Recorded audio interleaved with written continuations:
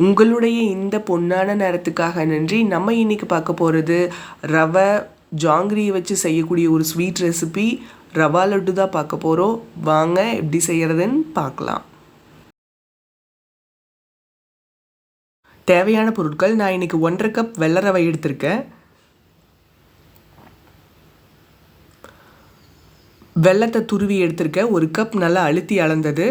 இல்லை பவுடராக வேணாலும் கடையில் கிடைக்குது, நீங்கள் அது வேணாலும் யூஸ் பண்ணிக்கலாம். 4 ஏலக்காய் இந்த மாதிரி தட்டி எடுத்தது, அல்லது ஏலக்காய் பவுடர் வேணாலும் யூஸ் பண்ணிக்கலாம். 4-5 ட்ரை கிரேப், 5 பாதாம் இந்த மாதிரி கட் பண்ணினது. நீங்கள் பாதாமுக்கு பதிலாக முந்திரி வேணாலும் ஆட் பண்ணிக்கலாம். அடுத்து ஒரு பேனில் 3லேருந்து 4 ஸ்பூன் நெய் விட்டுக்கலாம். நெய் நல்லா உருகுனதும் நம்ம எடுத்து வச்சுருக்கிற நட்ஸை உள்ளே சேர்த்து நல்லா ரோஸ்ட் பண்ணி எடுத்துடலாம். இந்த லட்டு வந்து வெள்ளை சர்க்கரை, நாட்டு சர்க்கரை எதில் வேணாலும் பண்ணலாம்.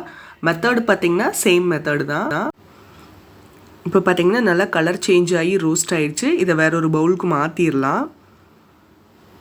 அடுத்து இதே நெய்யில் நம்ம எடுத்து வச்சுருக்கிற ரவையை உள்ளே சேர்த்துடலாம். சேர்த்துட்டு ஸ்டவ்வை மீடியம் ஃப்ளேமில் வச்சுட்டு இதை நல்லா வறுக்கணும்.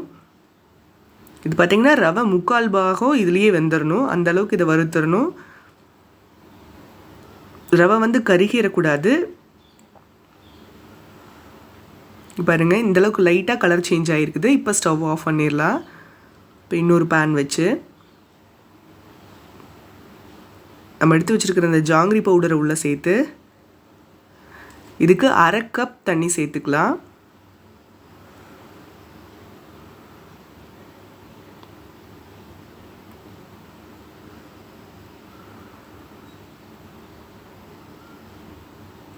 சேர்த்துட்டு நல்லா கிளறி விட்டுட்டே இருக்கலாம். இந்த பாகு பதம் பார்த்திங்கன்னா ஒரு கம்பி பதம். இது கொதிக்க கொதிக்க நல்லா கலர் சேஞ்ச் ஆகிட்டே இருக்கும்.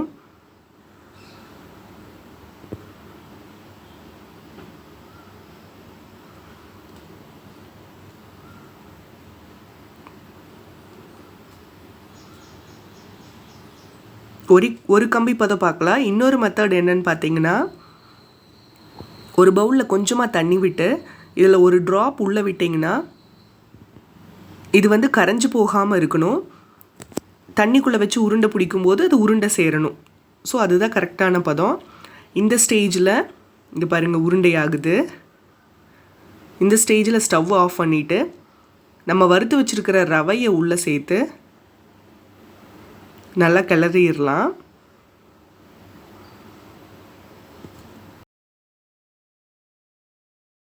கூடவே நம்ம தட்டி வச்சுருக்கிற ஏலக்காய் சேர்த்துடலாம். அடுத்து நம்ம ரோஸ்ட் பண்ணி வச்சுருக்கிற நட்ஸையும் உள்ளே சேர்த்து நல்லா கலந்துடலாம்.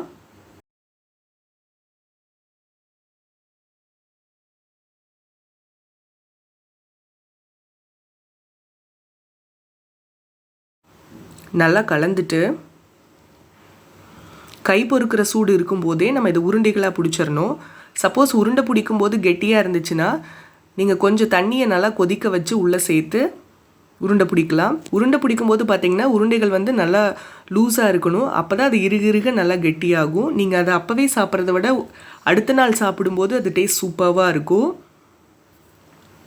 இப்போ நம்மளோட கலர்ஃபுல்லான ஹெல்த்தியான ஸ்வீட் ரெடி ஆயிடுச்சு. நீங்களும் வீட்டில் ட்ரை பண்ணி பாருங்கள். அது சுவைகளும் சங்கமிக்கட்டும் அனைவரது இல்லங்களிலும்.